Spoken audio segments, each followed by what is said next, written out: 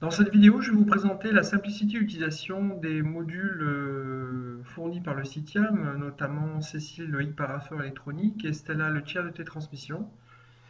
L'objectif de cette vidéo, c'est de vous présenter comment donc générer à partir d'Imagnus, en l'occurrence ici, un flux PES qui sera automatiquement déposé dans le parapheur électronique, qui une fois signé sera automatiquement déposé dans Stella.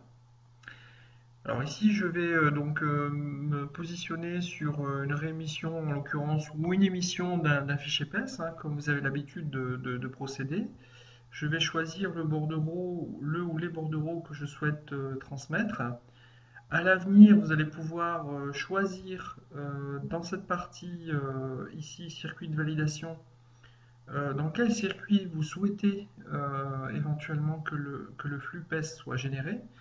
Hein, puisqu'en fait, en fonction du type de budget, il est possible que ce soit éventuellement le maire qui signe pour la commune et un adjoint ou le premier adjoint qui signe un autre flux de type CCAS.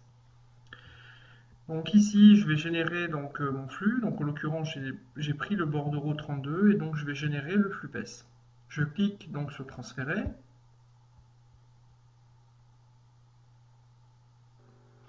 Une fois la génération effectuée, donc vous avez un résultat d'analyse qui vous indiquera par rapport au fichier généré, donc en l'occurrence ici le bordereau 32, si le flux est techniquement valide et s'il est fonctionnellement valide. Donc ok, j'ai pris connaissance, je clique sur la petite croix en haut à droite.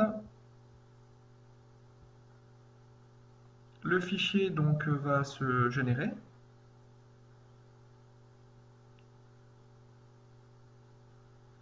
Une fois le fichier généré, donc une information, donc un message d'information qui vous dit que le traitement est terminé et que le fichier PES a été envoyé. Donc à partir de ce moment-là, on va pouvoir se connecter, donc nous en tant qu'élus, hein, puisque à partir de ce moment-là, le fichier PES est généré dans Cécile et une notification mail partira à l'élu pour pouvoir l'avertir qu'il y a un flux PES à signer dans le parapheur. Je clique sur OK. Je suis élu, j'ai reçu automatiquement un mail. Donc, en l'occurrence, ici, il y a un nouveau classeur à valider, avec comme information le bordereau 32 et le mandat 132-133, donc à signer, qui vient de déposer par la secrétaire de mairie. Il convient donc de le valider avant le 4 mai 2016. Vous pouvez visionner le classeur en cliquant sur ce lien hypertexte. En fait, en cliquant sur ce lien, ça vous permettra d'automatiquement se positionner sur le classeur à valider et à signer. En tant qu'élu, vous allez devoir insérer votre certificat électronique, donc représenté sur l'image. Donc avant de cliquer sur le lien ou avant de vous connecter sur le parapheur, insérez ce certificat électronique sur le port USB de la machine. Une fois inséré, le certificat sur le port USB, un voyant vert fixe vous indiquera le bon fonctionnement du certificat. Dans cet exemple, je décide de ne pas cliquer sur le lien hypertexte dans le mail et je tape directement au travers d'un navigateur, en l'occurrence ici Firefox, l'URL de mon parapheur électronique.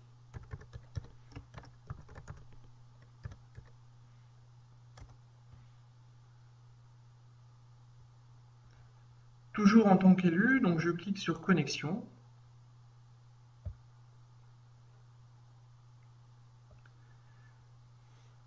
Une pop-up arrive vous indiquant à renseigner en fait le code PIN de votre certificat que vous avez inséré.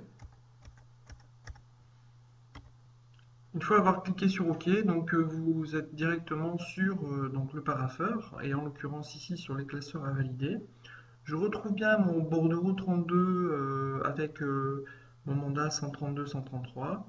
En cliquant dessus, je vais pouvoir visualiser les renseignements renseignés donc, par la secrétaire de mairie. Donc ici en l'occurrence le titre. Je vais retrouver un petit peu plus bas donc, la date de limite de validation. Alors cette date de limite de validation, elle a tout simplement un rôle de renvoyer un mail après la date de limite. Donc en l'occurrence, si le flux n'a pas été signé le 4 mai, à partir du 5 mai, un mail sera renvoyé à l'élu pour lui demander de bien vouloir signer. On voit ici donc le circuit, donc on voit bien que c'est la secrétaire de mairie qui a déposé et donc en l'occurrence ici l'élu qui doit donc apposer sa signature puisqu'il est en fin de circuit. Avant bien sûr de signer, il va prendre connaissance bien entendu du fichier PES, donc en cliquant sur le bouton visualiser, il pourra avoir les informations du fichier PES. Donc ici, en l'occurrence, il n'y avait qu'un bordereau. Il s'agit du budget communal.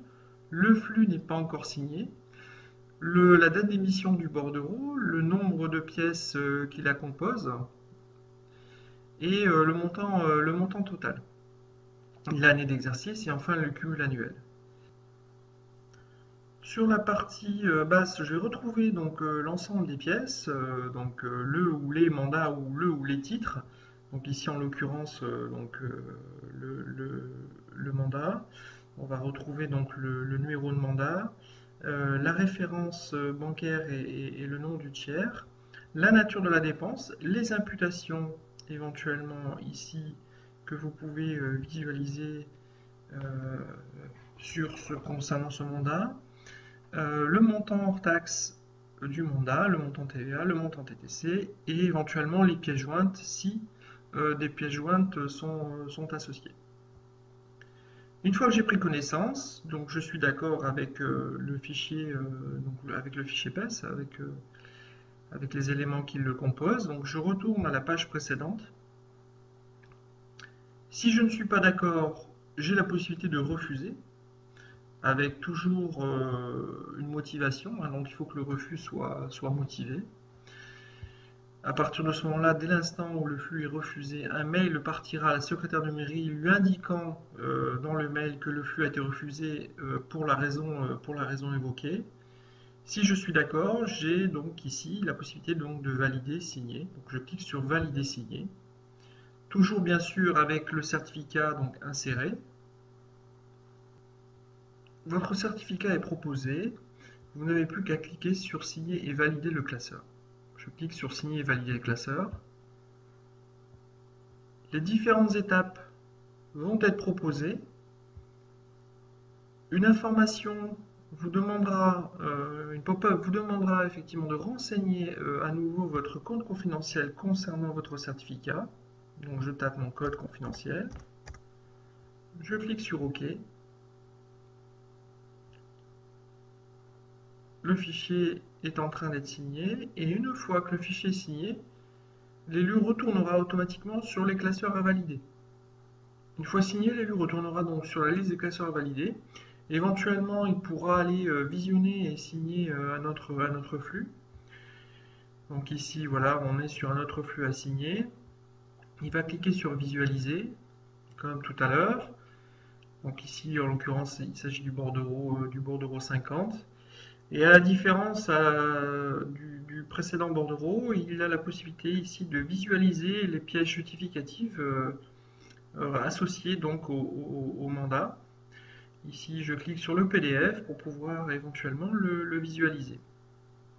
Je clique sur la croix, je retourne sur le deuxième mandat, et ainsi de suite, je peux visualiser l'ensemble des pièces justificatives. Une fois qu'il a visualisé, il clique sur retour à la page précédente, et il peut donc à nouveau valider, signer le fichier PES. Une fois les flux signés, donc la secrétaire de mairie va recevoir des mails lui indiquant que les classeurs ont été validés, donc en l'occurrence le bordereau 32. Donc voilà le type de mail que la secrétaire de mairie recevra. Donc en en-tête, en objet, Cécile, donc un classeur validé. Un nouveau classeur bordereau 32 vient d'être validé par monsieur le maire de la commune. Les flux, une fois signés, sont automatiquement transmis donc, du paraphore Cécile vers Stella. Ici, je vais me connecter pour vous montrer. Je vais cliquer sur se connecter. Je vais en l'occurrence ici aller dans les flux, donc dans les flux à valider. Donc dans un premier temps, ils sont dans une banette d'attente. À l'avenir, ils seront déposés automatiquement. Donc ici, moi en tant que secrétaire de mairie, je vais me connecter, je vais cliquer sur flux à valider. Je vais retrouver en fait le flux, donc mon bordereau 32 contenant donc le mandat concerné. Je vais cocher sur cette option, hein, qui va me permettre en fait donc de valider le dépôt vers la trésorerie. Et je clique enfin sur valider. Êtes-vous sûr d'effectuer cette opération? Je confirme. OK.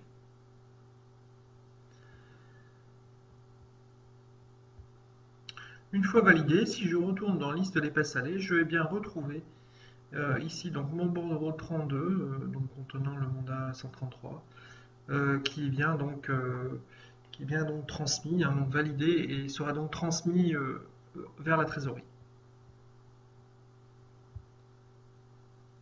Une fois l'accusé de réception reçu, hein, donc soit en anomalie, soit en AR trésorerie, hein, donc en accusé de réception de trésorerie, vous recevrez un mail vous signalant de la bonne exécution du dépôt vers la trésorerie ou éventuellement l'anomalie.